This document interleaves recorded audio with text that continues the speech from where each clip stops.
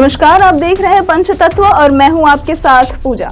केंद्र की राजनीति में सत्ता पिछले 2 दशकों के पहले दशक में कांग्रेस यानी यूपीए के हिस्से रही, जबकि उसके बाद का दशक भाजपा यानी एनडीए के नाम रहा। लेकिन बिहार में लोकसभा चुनाव का इतिहास बताता है कि एनडीए पिछले 3 चुनावों में टॉप पर रहा है। साथी बदलते रहे हैं, लेकिन एनडीए की सीटें हमेशा ठीक ठाक ही रही हैं।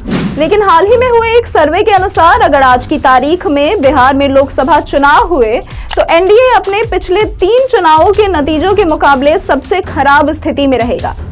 वहीं एनडीए के खिलाफ खड़े दलों की स्थिति पिछले 3 चुनावों के मुकाबले पहली बार बेहतर रहेगी।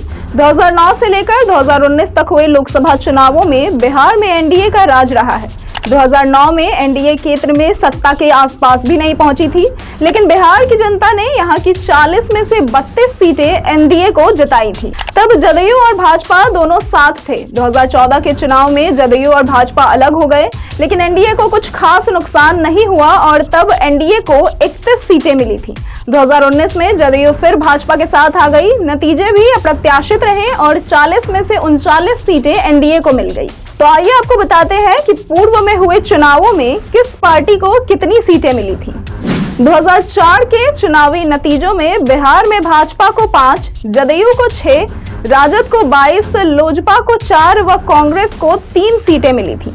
वहीं अगर 2009 की बात करें तो बिहार में भाजपा को 12, जदयू को 20, राजद को 4, लोजपा को 0 व कांग्रेस को 2 सीटें मिली थी। जिसके बाद 2014 में बिहार में भाजपा को 22, लोजपा को 6, रालोसपा को 3, कांग्रेस को 1, राजद को 4 व जदयू को 2 सीटें मिली थी। 2019 में बिहार में भाजपा को 17, जदयू को 16, राजद को 0, लोजपा को 6 व कांग्रेस को 1 सीटें मिली थी। इंडिया टीवी और सीएनएक्स के एक सर्वे के अनुसार अगर अभी चुनाव हुए तो एनडीए को 24 सीटें मिल सकती हैं, जबकि आईएनडीआईए को 16 सीटें मिलती हुई दिख रही है। वैसे तो आंकड़ों में एनडीए आगे ही दिख रहा है, लेकिन एनडीए के लिहाज से 2004 के बाद यह सबसे खराब प्रदर्शन होगा। हालांकि एनडीए के नेता इस सर्वे में एक बात की राहत ढूंढ सकते हैं कि जहां विपक्षी दलों के गठबंधन आईएनडीआईए की नींव पड़ी, वहीं ये दल पिछड़ सकते हैं। सर्वे के मुताबिक भाजपा को 20, राजद को 7, जदयू को 7, कांग्रेस को 2, एलजेपी को 2, आरएलजेपी को 1 व हम को 1 सीटें मिलने की संभावना है।